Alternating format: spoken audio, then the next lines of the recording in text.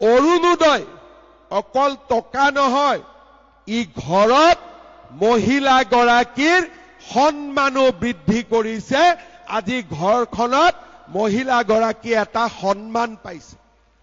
সেইকাৰণে অৰুণোদয় আমি দান আৰু অনুদান বুলি নকওঁ, আমি অৰুণোদয় মহিলাৰ সন্মান আঁচনি বুলি কওঁ। কাৰণ ই ঘৰখনত মহিলাৰ সন্মান বাঢ়িছে।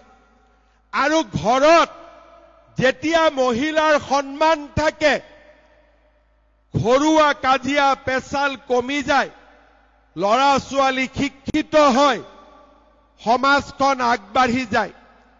যোৱা 5 বছৰত আমাৰ অসমত মহিলাৰ বিৰুদ্ধে হোৱা অপৰাধ কমিছে, অভিযোগ কমিছে। ধৰ্ষণ, মলেষ্টেশ্যন, এই গোটেই গোচৰবিলাক আজি আমাৰ অসমত কমিবলৈ আৰম্ভ কৰিছে।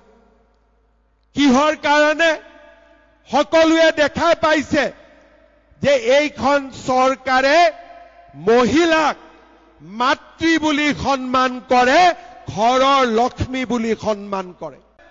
অৰুণোদয় অকল টকা নহয়, ই ঘৰত মহিলা গৰাকীৰ সন্মানো বৃদ্ধি কৰিছে। আজি ঘৰখনত মহিলা গৰাকী এটা সন্মান পাইছে। সেইকাৰণে অৰুণোদয় আমি দান আৰু অনুদান বুলি নকওঁ, আমি অৰুণোদয় মহিলাৰ সন্মান আঁচনি বুলি কওঁ। কাৰণ ই ঘৰখনত মহিলাৰ সন্মান বাঢ়িছে। আৰু ঘৰত যেতিয়া মহিলাৰ সন্মান থাকে, ঘৰুৱা কাজিয়া পেচাল কমি যায়, ল'ৰা ছোৱালী শিক্ষিত হয়, সমাজখন আগবাঢ়ি যায়। যোৱা 5 বছৰত আমাৰ অসমত মহিলাৰ বিৰুদ্ধে হোৱা অপৰাধ কমিছে, অভিযোগ কমিছে।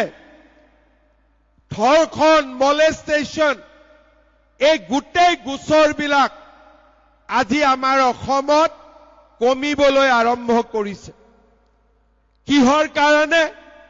সকলোৱে দেখা পাইছে যে এইখন চৰকাৰে মহিলাক মাতৃ বুলি সন্মান কৰে, ঘৰৰ লক্ষ্মী বুলি সন্মান কৰে। অৰুণোদয় অকল টকা নহয়, ই ঘৰত মহিলা গৰাকীৰ সন্মানো বৃদ্ধি কৰিছে। আজি ঘৰখনত মহিলা গৰাকী এটা সন্মান পাইছে। সেইকাৰণে অৰুণোদয় আমি দান আৰু অনুদান বুলি নকওঁ, আমি অৰুণোদয় মহিলাৰ সন্মান আঁচনি বুলি কওঁ। কাৰণ ই ঘৰখনত মহিলাৰ সন্মান বাঢ়িছে। আৰু ঘৰত যেতিয়া মহিলাৰ সন্মান থাকে, ঘৰুৱা কাজিয়া পেচাল কমি যায়, ল'ৰা ছোৱালী শিক্ষিত হয়, সমাজখন আগবাঢ়ি যায়।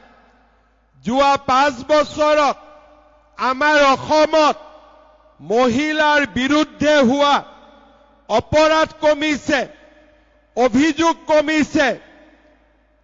ধৰ্ষণ, মলেষ্টেশ্যন, এই গোটেই গোচৰবিলাক আজি আমাৰ অসমত কমিবলৈ আৰম্ভ কৰিছে। কিহৰ কাৰণে? সকলোৱে দেখা পাইছে যে এইখন চৰকাৰে মহিলাক মাতৃ বুলি সন্মান কৰে, ঘৰৰ লক্ষ্মী বুলি সন্মান কৰে।